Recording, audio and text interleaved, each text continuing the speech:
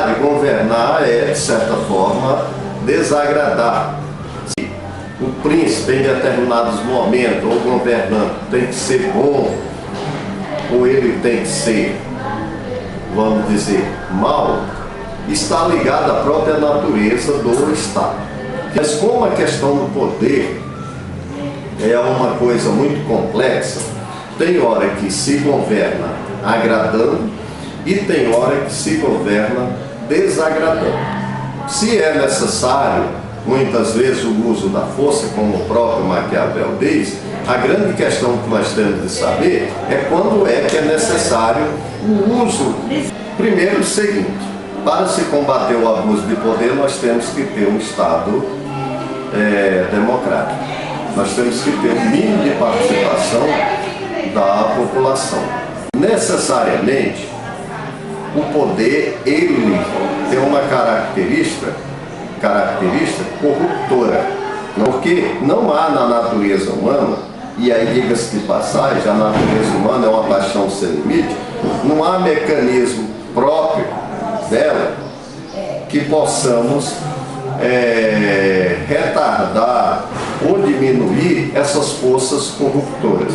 Nós só podemos fazer isso com um povo consciente, e esse governante estará menos propenso a cometer os abusos de poder. Existe abuso de poder em todos os estados do mundo?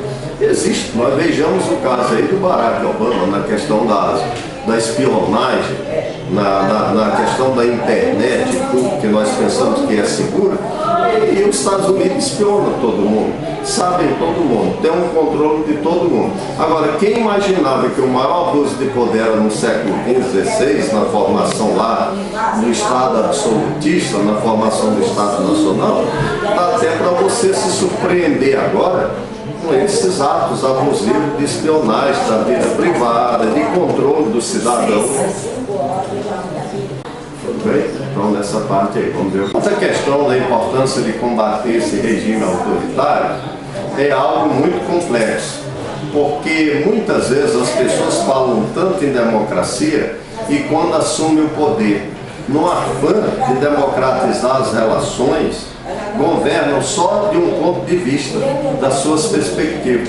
E aí esse Estado acaba sendo um Estado o quê? Autoritário.